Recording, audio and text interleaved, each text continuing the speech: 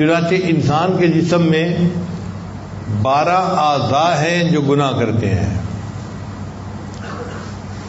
2 ہاتھ، 2 پاؤں، 4 ہو گئے، 2 آنکھیں اور 2 کان.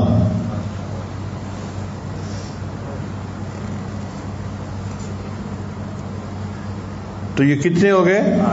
8 ہو گئے. اور 4 اعضاء اور ہیں، دماغ، زبان، دل اور شرمگاہ. تو کل اعضاء کتنے ہوئے؟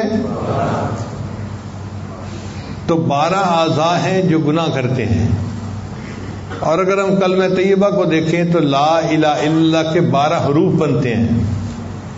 2 حرف لا کے، 3 حرف الہ کے تو 5 ہو گئے، اور اللہ کے پھر 3 حرف ہو گئے تو 5 اور 3 8، اور اللہ کے 4 حرف ہوتے ہیں، 8 اور 4 12.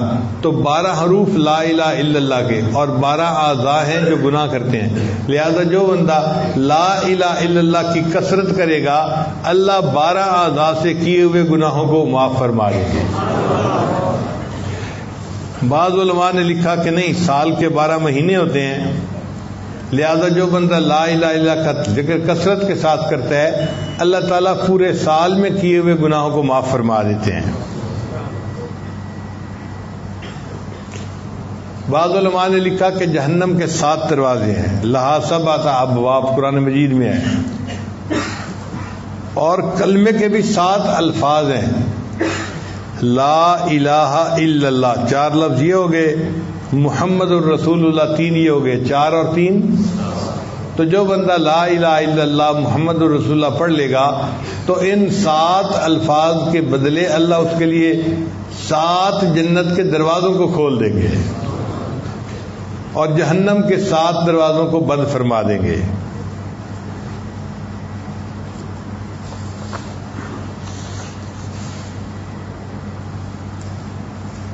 اس کلمے کے 2 حصے ہیں.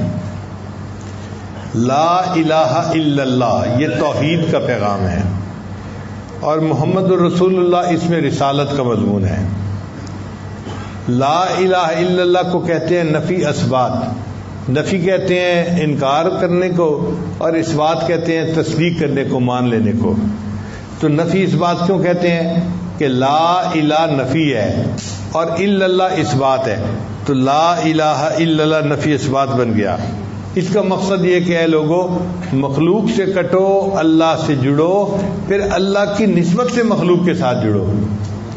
کہ تم مخلوق سے تعلق توڑو، اللہ سے جوڑو. چنانچہ اللہ رب العزت ارحم الراحمین ہے، بہت رحمت فرمانے والے ہیں. جو بندہ اللہ سے جڑے گا پھر اللہ تعالیٰ اس پر اپنی خصوصی رحمت نازل فرمائیں گے. اور نبی علیہ الصلوۃ والسلام کو اللہ نے رحمت للعالمین فرمایا ہے کہ جہانوں کے لیے اللہ نے ان کو رحمت بنا کر بھیجا. کسی کو کسی شاعر نے کہا، خدایا تو کریمیوں رسول تو کریم. اے اللہ آپ تو کریم ہیں اور آپ کے رسول بھی کریم ہیں. صد شکر کے ہستیم میانے 2 کریم. اللہ کا شکر ہے کہ میرا معاملہ 2 کریموں کے درمیان ہے. ہم محبوب وسلم بھی کریم اور اللہ تعالیٰ بھی کریم، لہذا یہ دونوں کریم جو ہیں قیامت کے دن میرے اوپر مہربانی فرمائیں گے اور مجھے جہنم کے عذاب سے بچا لیں گے اور میرے لیے جنت میں جانے کا راستہ ہموار فرما دیں گے. علماء نے لکھا ہے کہ جب انسان نکاح کرتا ہے نا تو یہ ایجاب و قبول ہو جاتا ہے، تو پھر بندہ اپنی دلہن کو اپنے گھر لے کے آتا ہے. یہ دستور ہے. ایمان جو ہے نا یہ بھی ایجاب و قبول کی مانند ہے کہ بندہ اللہ کو اپنا رب مان لیتا ہے اور بندے اور اللہ کے درمیان ایک رشتہ جڑ جاتا ہے. اب چونکہ یہ ایمان انسان نے حاصل کر لیا تو اللہ اپنے بندے کو اپنے گھر جنت میں لے کر جائیں گے اور کلمے کی وجہ سے اس کو جنت عطا فرما دیں گے.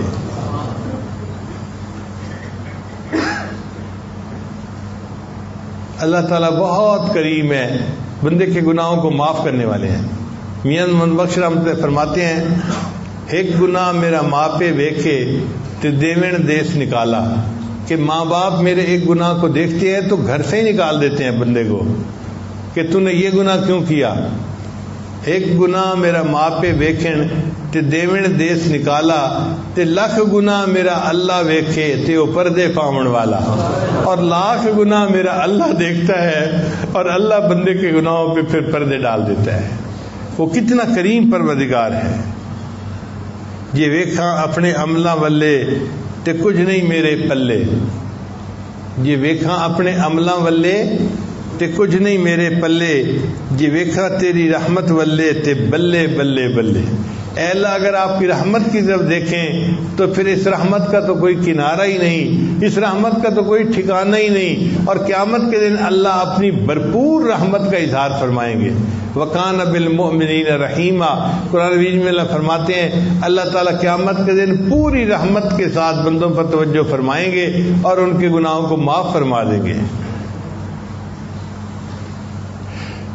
اس لیے ایک بزرگ فرماتے تھے مولا جتنی بڑی تیری ذات اتنی بڑی میری آس، مولا جتنی بڑی تیری ذات اتنی بڑی میری امید بھی تو اس سے اتنی ہی بڑی ہے کہ تم مہربانی فرما دے گا اور گناہوں کو معاف فرما دے گا۔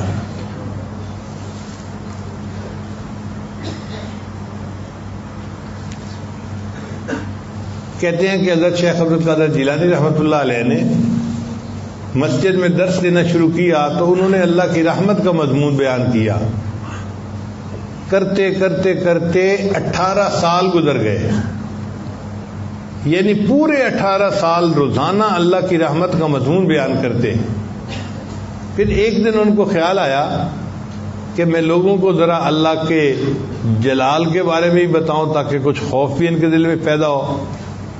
چنانچہ ایک دن انہوں نے اللہ کے جلال کے اوپر بیان کیا، وہ مضمون ایسا تھا کہ لوگوں کا رو رو کے حال برا ہو گیا، کئی بے ہوش بھی ہو گئے اور کچھ تو ایسے تھے کہ جو فوت ہی ہو گئے اللہ کے جلال کی باتیں سن کے۔ تو اللہ تعالیٰ نے شیخ عبد القادر جیلانی کو الہام فرمایا کہ عبد القادر جیلانی تو لوگوں کے سامنے میرے جلال کا تذکرہ کرتا ہے، تو عرض کیا یا اللہ میں نے ان کے سامنے 18 سال تیری رحمت کا تذکرہ کیا۔ تو اللہ نے فرمایا اچھا پھر 18 سال میں میری رحمت ختم ہو گئی تھی؟ کیا 18 سال میں میری رحمت ختم ہو گئی تھی جو تو نے میرے جلال کا تذکرہ کرنا شروع کر دیا؟ اللہ کی رحمت کے کیا کہنے کہ وہ سارے انسانوں کے گناہوں کو اپنی رحمت سے معاف کر دے تو اللہ تعالیٰ کی رحمت میں سے کچھ حصہ ختم ہی نہیں ہوتا۔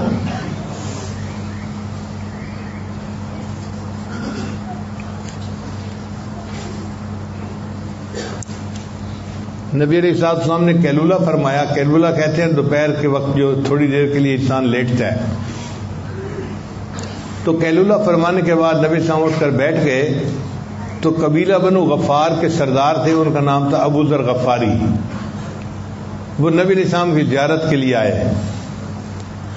تو نبی علیہ السلام نے فرمایا ابو ذر میرے پاس جبریل علیہ السلام آئے تھے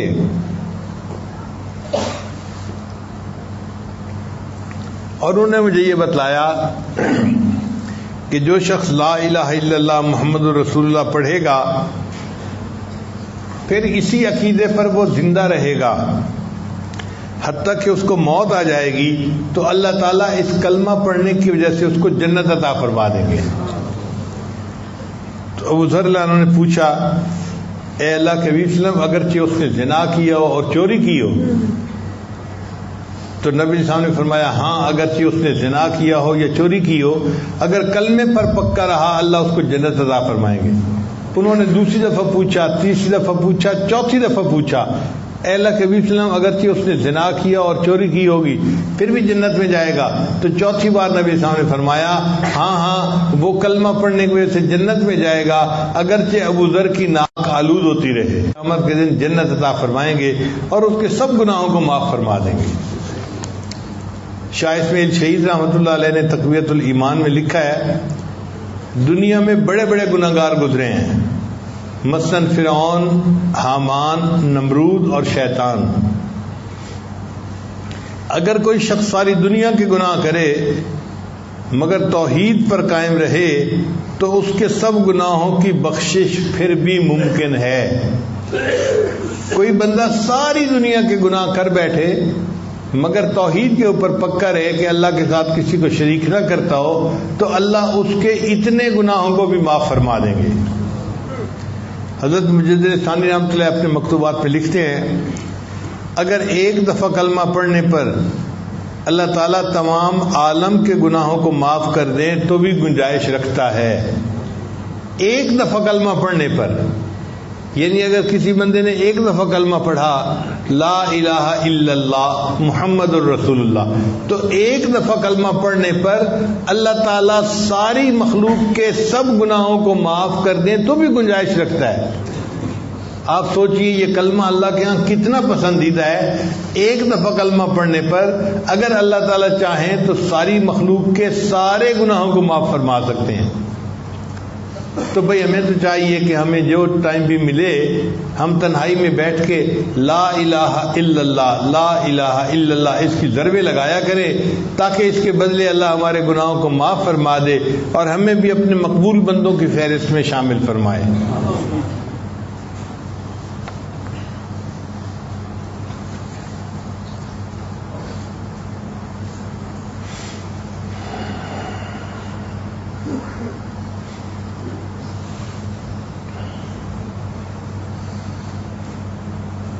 بناؤں گا اپنے نفس سرکش تو اب تو یا رب غلام تیرا، میں چھوڑ کر کاروبار سارے کروں گا ہر وقت کام تیرا۔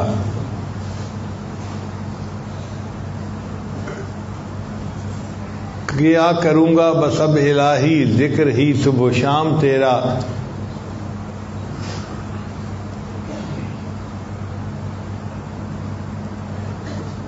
کوئی رہے گا نہ ذکر لب پر، رہے گا ہر وقت ہی نام تیرا۔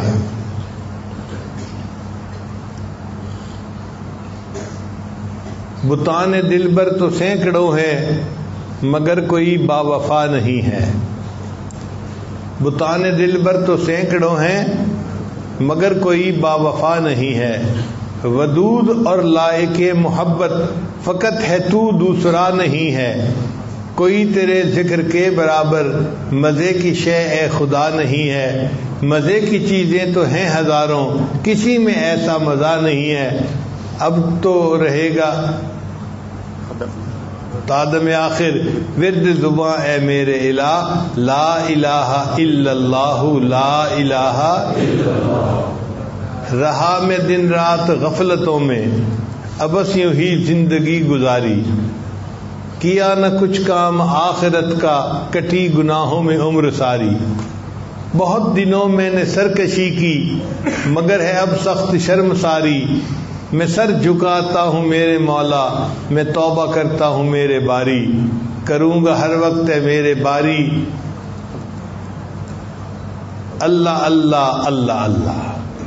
تو انسان ہر وقت لا الہ الا اللہ کا ذکر کرتا رہے تاکہ اللہ رب العزت راضی ہو جائیں اور اللہ ہمارے سب گناہوں کو معاف فرما دے۔ دعا ہے اس محفل کے ختم ہونے سے پہلے پہلے اللہ ہم پر رحمت کی ایک نظر فرما دے اور جتنے ہمارے گناہ ہیں اللہ سب کو معاف فرما دے بلکہ سب کو نیکیوں میں تبدیل فرما دے۔ اللہ کے لیے یہ کام کوئی مشکل نہیں۔